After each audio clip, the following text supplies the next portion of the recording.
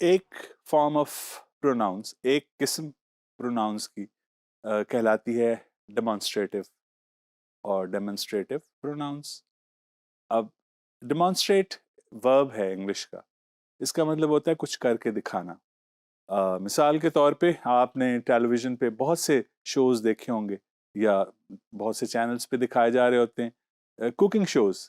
वो कुकिंग के दौरान क्या कर रहे होते हैं? डेमोन्स्ट्रेट कर रहे होते हैं कि कैसे कुक करना है किसी चीज को। लैब के अंदर आप में से बहुत से स्टूडेंट्स ने देखा होगा कि जो प्रैक्टिकल्स करवाए जाते हैं फिजिक्स, केमिस्ट्री, बायो, मैथ वगैरह के, इवन जियोग्राफी के, तो वो जो इंस्ट्रक्टर हैं आपके, वो डेमोन्स्ट्रेट करके दिखाते हैं पहले आपको नमूने के तौर पे। अब डेमोन्स्ट्रेट का मतलब होता है दिखाना। तो इसके लिए प्रोनाउंस हैं दो, दिस एंड दैट, जो किसी चीज को रेफर कर सकते हैं या इंडिकेट कर सकते हैं, और जो किसी शख्स को के बारे में भी बता सकते हैं, this is mister Ahmad etcetera. तो दिस और दैट तो डेमोन्स्ट्रेटिव प्रोनाउंस हैं।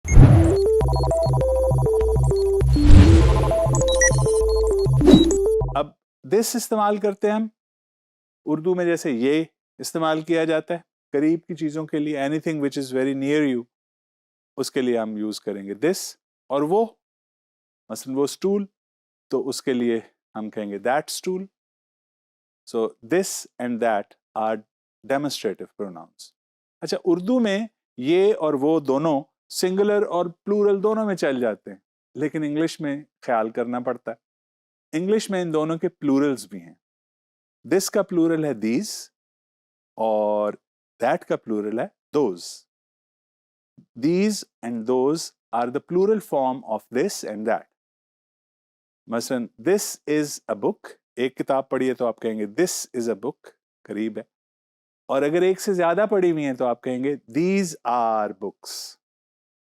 ठीक है। अच्छा, और फिर जैसे मैंने बताया कि that है और उसका प्लूरल those और that is singular and those is plural। जैसे हम कहें that is a table, और अगर कुछ ज्यादा चीजें पड़ी हुई हैं, those are chairs। so this and that, और उनकी प्लूरल फॉर्म है these and those, which we use as demonstrative pronouns। Simple हैं, बहुत सिंपल हैं, आई एम श्योर आपको पता है, लेकिन जल्दी से नोट करने के लिए अपनी नोटबुक और अपना पेन पेंसिल तैयार कर लीजिए और देखिए एग्जाम्पल्स जो आपके सामने डिस्प्ले होने लगी हैं।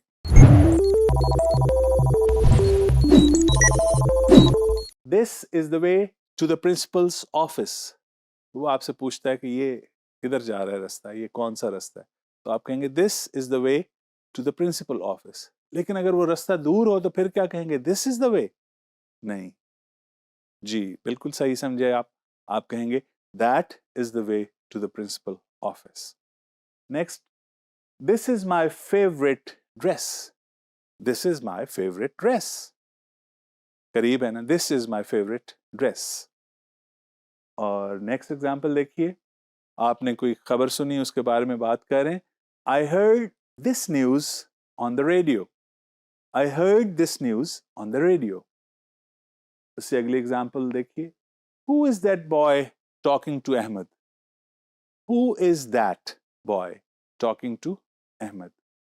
ठीक है, किसी कोई और आप इसी तरह यूज कर सकते हैं, कोई शख्स नजर आता है, who is that person, this person, these persons, those persons, plural के लिए। कुछ एक्सीडेंट हुआ कुछ दिन पहले, उसके बारे में आप जिक्र करना चाहें तो उसके लिए भी हम अब वो करीब तो नहीं है ना, वक्त गुजर चुका है, तो आप कहेंगे that accident happened some days ago. That accident happened some days ago. फिर दिस लगा सकते हैं सेंटेंस में, this accident happened some days ago? नहीं, यू आर राइट, क्योंकि दिस होता है मौजूदा चीज के लिए, दैट होता है दूर की चीज के लिए या जो चीज हो चुकी माजी में, उसके लिए that story that we heard from someone, that book which you read last month. ठीक है, और दिस इसी तरह हम इस्तेमाल करते हैं मौजूदा, this is a wonderful book to read for example.